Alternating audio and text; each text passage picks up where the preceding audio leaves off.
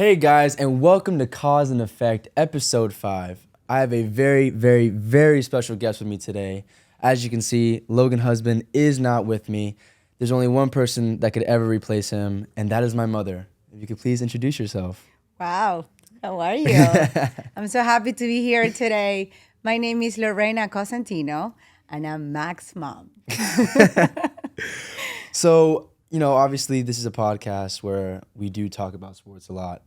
And, I've been getting some comments from a few of my colleagues and even some women that, they feel like this show just talks about too much about, Guys. guy stuff and just guy sports. So I thought, what not a better person to talk to about girl stuff and girl sports than my mother, who is from Peru and played professional softball. So you could tell me a little about how that is, being a professional softball player, or was. I was, yeah. Well, that's so true. You had just guys here, so I'm so pleased and happy that I'm like the first woman in your show. So thank you so much. Of course, of course. It's my honor, of course. And I have to say that I'm very proud of you, of, everything that you're doing and accomplishing. So I couldn't feel more proud. Thank you. So you were asking me about sports? Yeah, how was that like being a softball player back in Peru? Okay, so of course this is so 90s when I started playing, long time ago. When I started playing softball, I actually started at age 11. Okay. I played all the way to, age 20. And of course, I was a pitcher. I really trained first. I was on a team. Mm-hmm. In my district, being in Peru, of course, you play first, like just a team around your area. Yeah. And then you get seen, and the more games and the more tournaments, they start seeing you. And I was, when age 14 years old, I had a great coach that he really made me, He I would pushed you to say, be he that. pushed me to be, I would say, for my time, Yeah. and I'm very humble to say this, but one of the best pitchers back then at that age, because no, thank you. I say it on a way very humble, but of course very proud, because it was a lot of work. It was Monday through Sunday, 4 hours training per day, and sometimes in the mornings just waking up at 4 a.m. like you do, and be at the gym at 5, and from 5 to 6:30 a.m. Be at the gym to be stronger. So, and then going to school right after that. But I really loved my whole athletic time. That's a rigorous schedule. It was pretty rigorous because I was playing for my country. I was playing for Peru. So it was, I took it very, very seriously. If you don't mind me asking, how did you get to that point to because obviously you said you started playing local, how did you get to the point where you were playing nationally for your country? Yeah, so back then, we play games, and then the committee for the Peruvian, team, they used to come to these games, and they talk to the coaches, and then the coaches will tell us they want to try you out. Okay. So it was tryouts, of course. So they came to come watch you and they invite you to a tryout. Yeah. They they invite you to a tryout, and of course they invite, I don't know, 60, 70 girls. Softball back then in Peru, it wasn't as big as it is today. Mm-hmm. We're talking about 1995, 96. So, Back then. Back then. Yeah. And so they just chose, some girls. Of course, it was a lot of tryouts and a lot of training, months of training. Yeah. And then they selected 18 girls to represent Peru. That's, Yeah. wow. So, obviously, I know that also you experienced some challenges trying to get to your position. How was that? Because I know there was obviously people in front of you that have been there. Actually, yeah, you're so right about it. And especially back then, it was a little tough because mostly, I know you guys don't know this, but in Peru, we have a big immigration of Japanese people, right? So softball being a sport from Japan, actually. They're big in baseball and softball there. It was basically the Japanese community just doing that since they were little. They have a special school, special gym. So back then, it was mostly Japanese culture, Japanese people playing the girls. They ran the sports back then. So even like when they chose the 18 girls, Yeah. we were just 5, like, not being Japanese, Non-Japanese descent. non-Japanese descendant Okay. from the 18. I had to prove myself. Yeah. Really, like I remember the first tournament. They they didn't play me much. I had to really prove myself, and it just that gave me more and more, hunger of like being better and being better. And I just, again, I had a great coach, Leandro Bernal. If you're there, thank you so much. You really impacted my life big time. So he, what he did, it was he used to watch a lot of like baseball and softball from America. Oh, wow, okay. So he brought that technique that they were using here in the U.S. to Peru. So I actually have a quick question. I know you actually have, I don't know if it's still a record, but you did set the record for the most different types of pitches. Do you say that Yeah. was an influence from America, from your coach? Yeah, so not everybody was using the techniques here from the US. They were using more like the Japanese techniques. So Okay. I was one of the first ones doing like the jump. I don't know how to like jumping and pitching. Okay. Back then it was just the step, Yeah. But I was one of the first ones using the jumping technique. So, so it was new, and it made really like much faster release on like the ball, right? Wow. That was it. And again, I had like many different pitches. Yeah.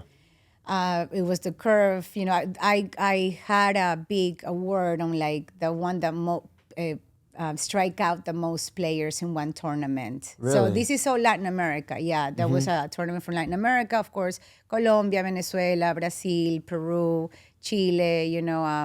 Many different countries. Yeah. And it was, of course, a glory moment of my life. I will never forget those times. Yeah. It was just amazing. So how was it, obviously being a softball player, but being in high school as an athlete? Like, what's it like being in high school back then in that Yeah. time? Of course, to maintain that type of life of training, right? Like Yeah. not going out much. It was from Monday through Sunday, just school and softball. That was it, school and softball. So like, but what was like school like, would you say back then for you? Like, were the classes big? Did you have certain, what's it called? Like where the school all comes together? Because nowadays, we have like, where everyone meets in the gym for a big like athletic thing. Like, how was it? So because I didn't play for the school, I played for, the national team. Yeah. So as soon as I leave school, I have to get home, eat lunch, run to the court, to the training, and just be there for 4 hours, come back home, take a shower, eat, and then study until late night. And then the same thing in the morning, wake up very early.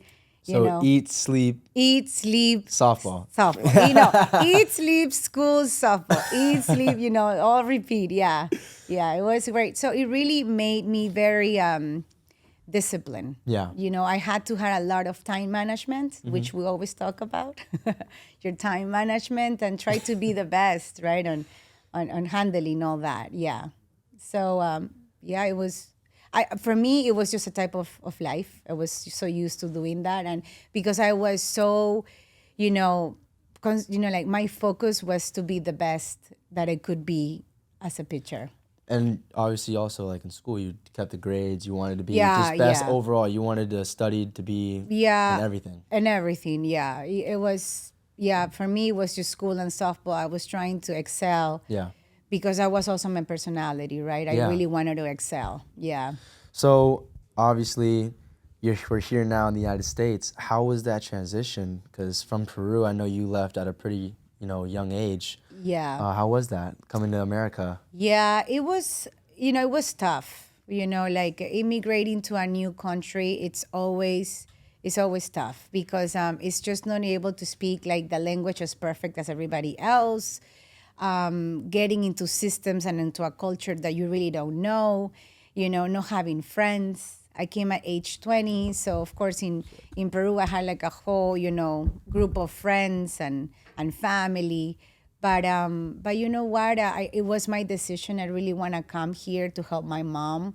Mom was, working very hard, 2 to 3 jobs, and I just, I just wanted like to do better and have, and be able to provide to my sisters, and my mom to be able to help and contribute. Yeah. So you were with for us abuela, but Yeah. you were with your mom for quite a while, supporting the family back in Peru.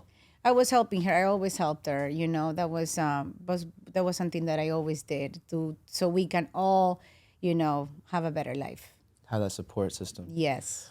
When did everyone else come?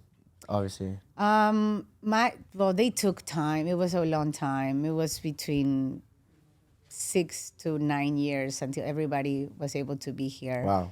But I think it's the life of immigrants. Really, when they come from another country, we have to do a lot of things and help our family. Everybody wants to have a better life, and I think my sisters and my mom and myself, we just wanted to be together. Yeah. That was a main goal, to all be together. And thank God, it happened, and we're all here together. Yeah, I mean, obviously being away from like family members, especially a whole different country. I don't know how many miles away that is, but it's obviously great just reuniting, like just having each other again. Yes. Being like sitting at the dinner table, creating those. Hold on a second, this thing. Okay, hold on a second, technical little mic fix. All right, so before we get into my high school experiences and my high school life, how has your professional athlete career influenced your parenting with me, like my upbringing? Oh, big time. I want to say big time. So, definitely, I want you to have that, not just inspiration, but I want you to follow the kind of like the pathway of being an athlete. Yeah. I knew, since I was young, that really sports to me, it was such an amazing tool for everything, right? To be disciplined, to be consistent, to be focused, to have a purpose. Yeah. So when I had you, I said no, what Max needs, he's going to need his entire, to me, sports was part of just, normal. No, he has to do sports. It's going to be such a benefit for your life, in general. Even if you're professional or not, just doing sports consistently is going to get you a lot out of trouble, especially because, is anywhere you are, right? You're always going to have the negativity from outsourcing, trying to get into your life. And I said sports would prevent that. Would you say it helped you as well? Keeping you out of trouble, not going to parties and stuff? Yes, of course. While everybody was partying, I was training, or I couldn't go out too late because I had a game the next day. Or, everybody was drinking. In Peru, you can start drinking at age 18. And to me, it was I can't do that because I have a game tomorrow, or just try to, to rest before my game. I actually remember since I was super young. I think what was my first sport? Swimming. Since I was 4. Yeah. My mom. Yeah. So you were on me. His schedule was pretty tough. It was pretty rigorous. I'd have piano in the morning, swimming. No, well, after school. After school. After school piano. Swimming, piano. So we used to go, boxing. And then swimming, I remember at one point I was complaining to grandma. I was like, abuela, I'm doing too much. Grandmas and daddy too. Daddy, I do so much. Yeah. And they would obviously, both grandmas would help me. They'd try to help me out. You asked them to try to help you. Yeah, but that didn't work. And I said, no, you have to do what you need to do. And I knew since you were little, that will be the best pathway for you. And you will get used to eventually. Yeah, no, I think another pretty funny memory I have is when we first met Zach. Zach, if you're watching this, shout out to you and perform. Zach was great. He's for great. Strength and speed, because there was some point where I was actually trying to take my sport pretty seriously, and that was football at the time. Yeah, and you just were just 9. any sport I was getting into. Yeah, I was around 8, 9. 9, yeah. I was actually 8. I was 8 when I first met him. Oh, okay. And I remember my grandma took me to a training one day. And oh my God, yeah. I think midway through the workout, I was doing collapsing. Well, you were tired. I was doing sit-ups with a 35-pound plate, and I was 8. Yeah. And my grandma came to me and took the plate and started yelling at Zach. He was like, "What are you doing? What are you doing?" You were tall. You always were big. Oh, no, yeah. So, I was pretty big for my age, Well, but you know what? Zach did a great job. No, I think Zach, I think Zach every single day, he really him and his brand perform really transformed my body and I just my think athleticism. I think we all need a great mentor, somebody that really pushes you to the Yeah. next, right? That's going to make a difference Yeah. in an athlete, definitely in an athlete. Yeah, you need somebody there just to push you hard so you can become what you really can become, a beast, right? Yeah, and honestly today I thank you for that. Oh, finally. Thank you for saying that. You didn't like me for a long time. No, I think obviously a lot of things that you do for me, I'm annoyed now, but in the future I know. Yeah, I Like always just, told you. Just like I now, told you you'll that. thank me later. I said, you thank me later. Yeah. Doesn't matter. Even like dancing the salsa, he used to like, why you make me do that? And I said, you're gonna thank me later. Just do it. Let me teach you. Let me teach you. Yeah, I mean, Force you actually. I force you. She had the spoon on me, that Latin spoon. The Latin spoon The never chancleta, fails. chancleta. The chancleta never fails. Yeah. Yeah, Dance. yeah, but no, that's another thing. I love dancing now, and that Yep. has really honestly helped me. And obviously, you were the professional athlete in the family, and obviously our family I feel like is a pretty sports family. Yeah. The why we talk about sports so much on this podcast, just how it is naturally. Very But into dad as sports. well, like Dad also, he yeah. would tell his stories about in high school. Big track athlete, football, Yeah. up in New York, Bodybuilder. bodybuilder. He won Competitions, some yeah. competitions in bodybuilding. So yeah, just showing like some love to dad. Like he Yeah. also had a big influence on me playing sports. Like some days Great supporter. sometimes he'd be like, is it too much? But then at the same time you'd explain and he'd be like, yeah, no, mom's right. Like you need to be doing this. Yeah. And again, I thank you because sports has really not only I think taught me social skills, but has like allowed me to connect with people, make friends throughout middle school and high school. And I think this was on the last episode we actually talked about this, like how crucial sports is, and especially in a male's life upbringing. Like Yep. it really gives you that foundation, like that base of how you're supposed to be, how hard work, dedication, Discipline. that self, like just focusing on yourself before. Teamwork. Yeah, team. Also working with people. It teaches you a lot of social skills. And I thank you seriously. And Oh. it's sports. I think very Yeah. important in anyone's life. Daddy also used to say like it's a lot because he want you more, to study academics. That too. Of My course. dad's very big on academics. Academics. But you have the best two worlds, right? No, it's yeah. best of both worlds. Yeah. I mean, you also just recently started getting on me. Oh yeah, Start well, studying you're more. in junior year, guys, is hard. A lot of studying. Well, I think that's perfect to lead into our next question. How is it being a high school mom? Oh, my just God. just that high school aspect. Okay, so when you started high school, I was a little nervous, of course, because it's like you were like with much older kids around you, and I kept you for middle school and elementary in a smaller school. Yeah. Now you went to St. Thomas, and you're like I don't know how many hundreds of people. And just they so we go could there. backtrack, I'm still my mama's boy, but I was always with my Always? mom, and she'd take me to school. And I think for Every you, day.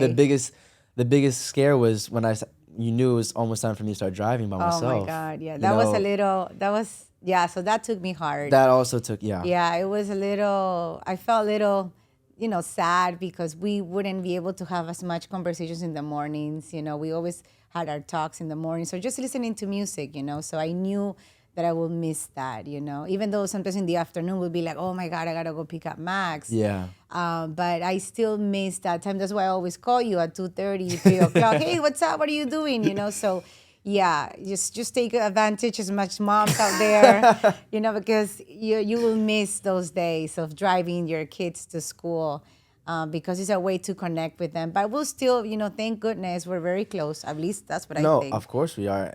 Just maintain that relationship with your kid and your loved one. Like, obviously, I actually had to tell my mom this. There's a time where we need to start, letting go a little bit. I'm getting, I'm getting older. Go a little bit. Listen, I'm a Peruvian mom. I'm a Latina mom. I'm not letting go so fast. Little by little. No, it was like back to your question. Really, like now I think about it. Yeah, it was great to seeing you grow and do things on your own. And of course, I'm a great supporter.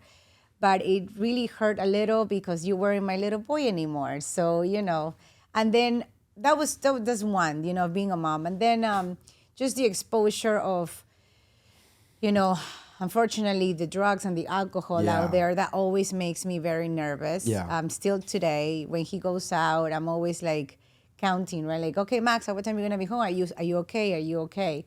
That's the only thing that I would say worries me. But and now junior year is a totally different, I would say, it's a hard year for sure, because as parents we need to help them to make like a great, curriculum for college. And would you say like throughout the years you've gotten better at being a high school mom? Like I think for junior year we really learned, as like not only for me but also as a parent, you learned a lot about that process, like the going to college and growing. Like how would you say like that process was, like from freshman to sophomore to junior year, like 3 whole years of preparing? Yeah, so the freshman year you don't feel it that much. You have to push, to have good grades and also with sports and all that. But I think like middle of sophomore year we start seeing, okay, they're doing all these community service. Are you doing any?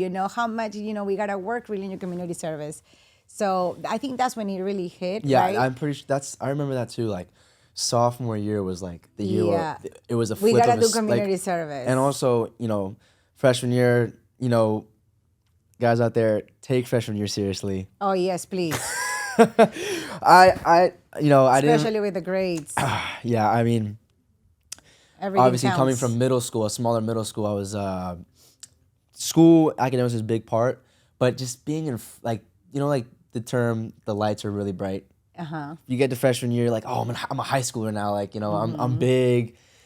You're not big. No. You're in the bottom of the totem pole, and you need to be focusing on academics. And that's one thing I kind of wish I focused more on. But I noticed that switch, because we all saw once we started. We have our cousins. They go to Columbia University now, and they started giving my mom hints like, hey, you gotta like start, really putting more time. Start telling him to, put some foot on the gas to start studying and getting the service hours. But once my mom heard that, because again, my mom, being a high school mom, I think you've done a really good job, middle school to high school, just really learning as much as you can at the time that you have, and just trying push to get the kids, push them. Trying to do the best you can with me. Like obviously, again, sophomore year, a lot of service hours are being done. Oh, yeah. I was obviously very upset. Couldn't go out as much. No, you have to do your service hours. Over the summer. Over the summer, like I would wake up at 5 a.m. to go to the to Breakthrough Miami. Breakthrough Miami. Yeah, you're still going this summer too. You need more hours.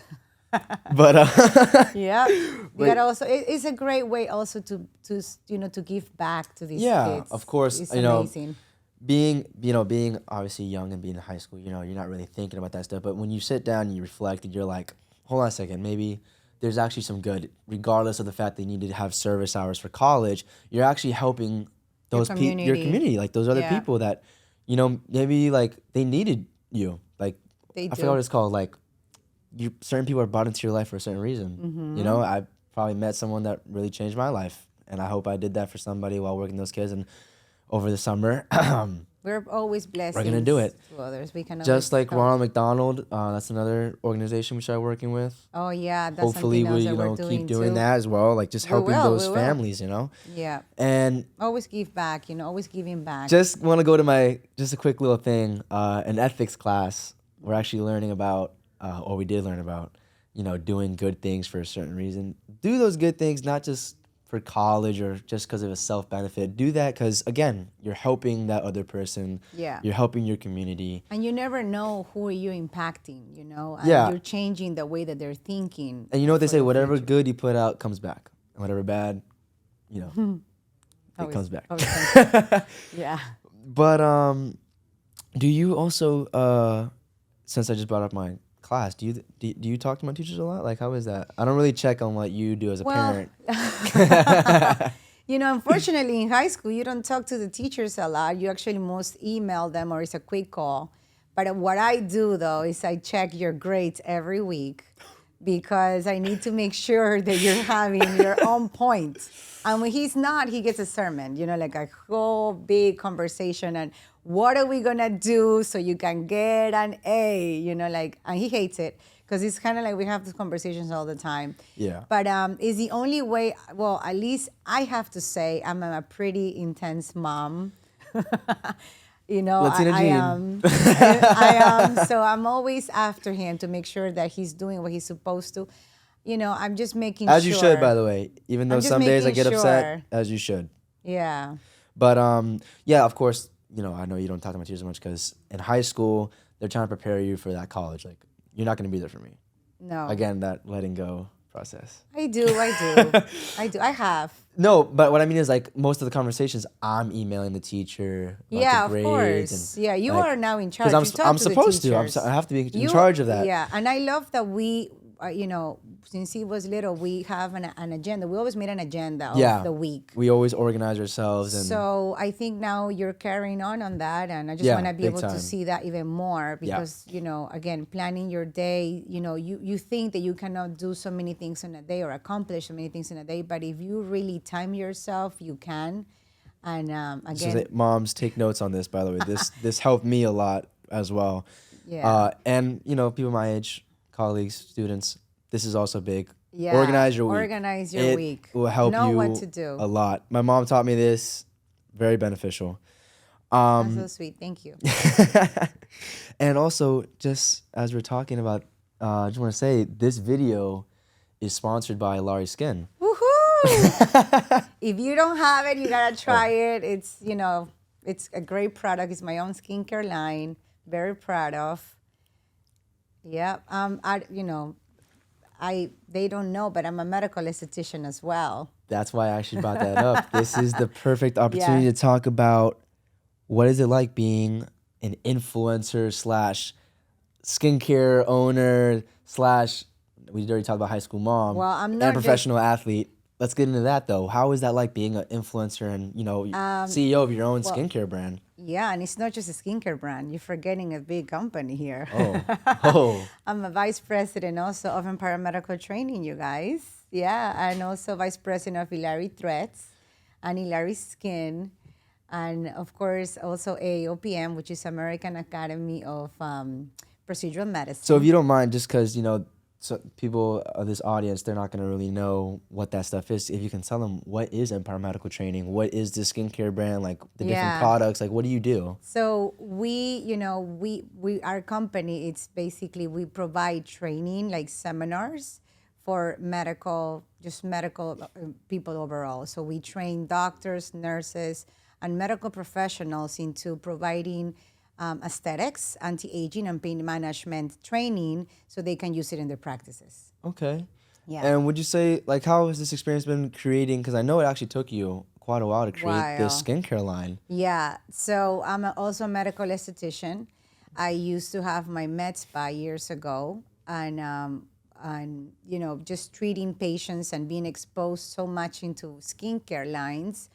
I said actually it was around COVID that I said, why not creating? That. Yeah. Because you wanted to try to merge like what your job already was, being the vice president, with this other brand. Because I remember, was it SkinCeuticals? Yeah, so we used to, in the medical spa, we used to have like different skincare lines, which is, many, many other skincare lines.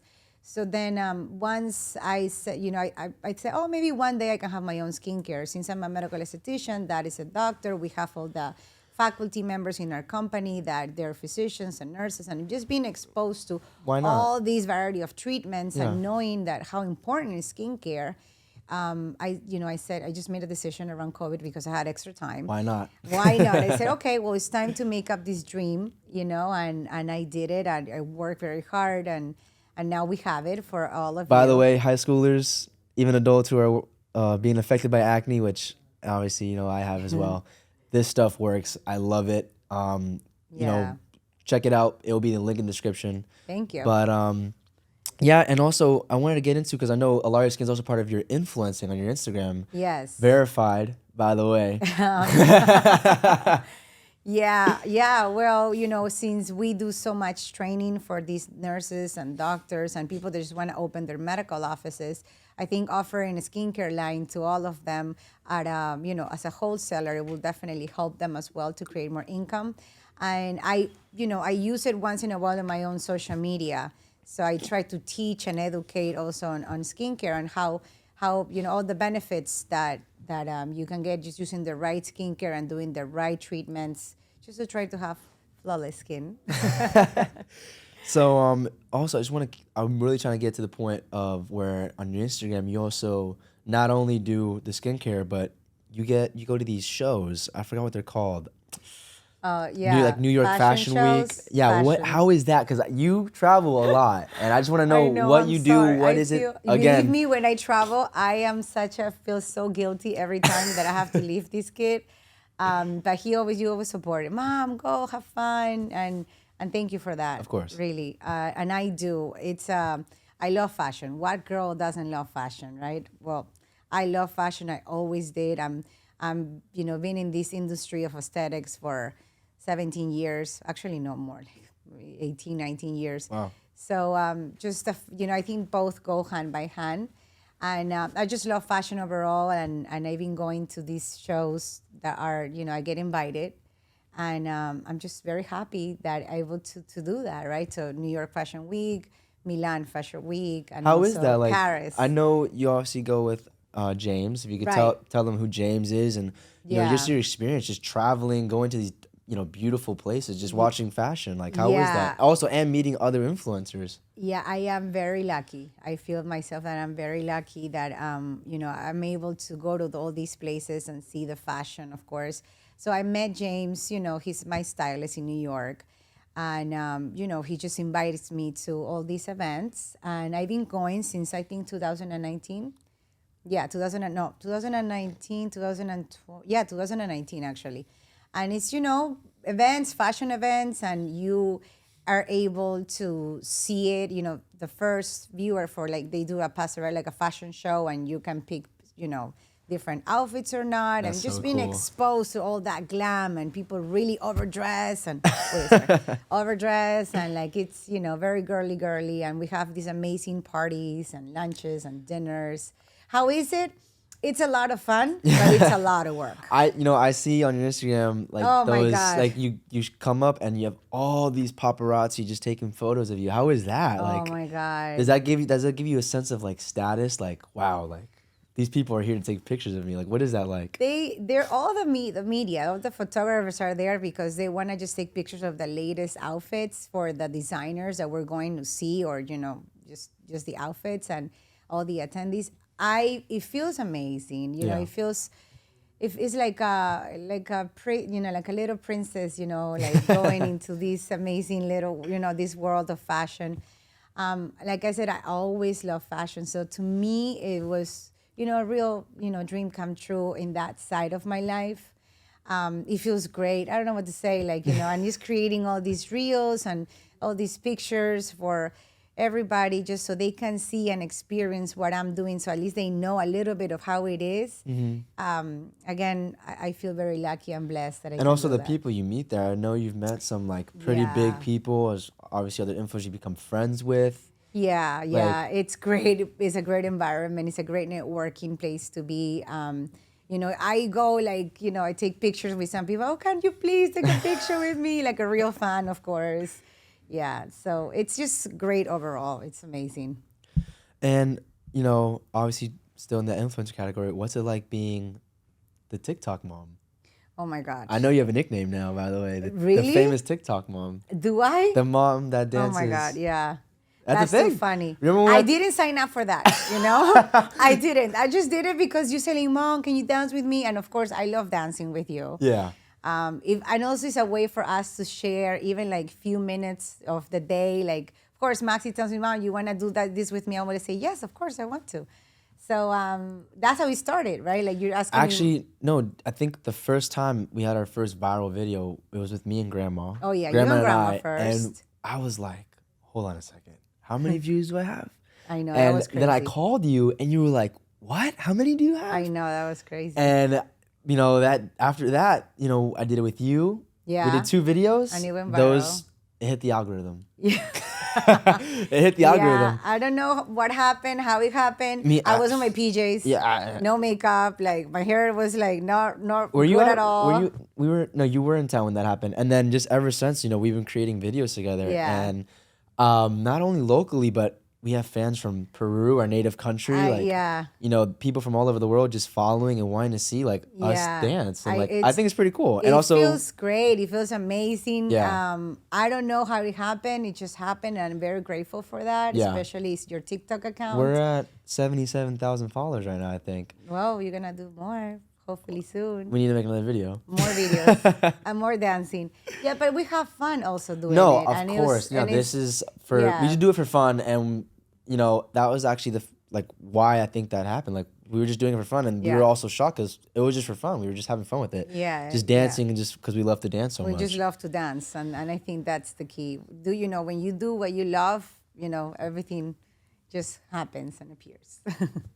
Yeah, no, yeah. Yeah, and I love spending again time with these kids. So when he tells me let's make a dance, I'm like, okay, let's do it. Yeah, we have fun. Do you like my friends? Just one more question. Your friends? Yeah, my friends. What do you think of my friends? Well, yeah, most of them I do. I'm sorry. I am very, I like to know your friends so I can see how they are. Uh-huh. So I just want to make sure that they're the right people for you to be around. Yeah. I take care a lot of who you surrounded yourself, because I think they will have an impact Yeah. in your life. For sure. Little or big. They say, right, like, what you surround yourself, because you can become one. That's how you say it in. Tell me Tell me who your friends are, and I will tell you who you are. who you something are, like that. right? You can fact check us. I don't know, but it's definitely something like that. Yeah, so I use that a lot. I have a great, I don't know, I think I have a gift on kind of like when I know someone, and if I don't like their energy, I will please, Maxi, don't hang out with that person. But yeah, I like most of your friends. Yeah. Of course, I love Logan. I Of know course. Logan is another son for me. You guys been best friends since you guys are 4 years old. I'm very, very grateful that he's your friend, and part of the family, because he is.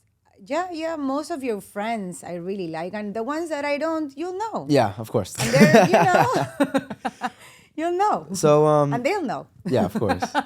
So just to Yeah. wrap it up, I have 3 quick questions. Favorite food, favorite place, favorite song. Oh my God. Okay, favorite food, Peruvian. No, dish. I need the dish. Oh, okay. Arroz con pollo con papa a la huancaína, which is a Peruvian dish. I know. Rice and chicken with potatoes and a special It's the sauce. best. By the Yeah. way, translation. If you haven't tried Peruvian, please go do it. It's amazing. Favorite song? Favorite song? Oh, salsa. Which song? Yeah. Okay, hold on. There's so many. Jerry Rivera is a singer from back in the day. Yeah, it's Spanish. Okay. Yep. And what was the other question? Favorite place to go? Favorite place to go? Yeah. I love Italy. Italy? Oh my God, I love Italy. There you have it, Yes. folks. Favorite song, favorite dish, and favorite place to go. That was Coz&Effect, episode 5. Check the link in the description for Illari Skin. One more time, showing it to you guys. And out. link in the description. Like, comment, ring that bell, subscribe. Oh, and if you guys want more information, of mom and son, why not? Also messages, right? Oh, yeah. Follow the Instagram. Everything will be linked in the description. Follow our TikTok, Instagram. And, oh, yeah. Soon available on Spotify and Apple Music. Yeah. Let's go. Let's go.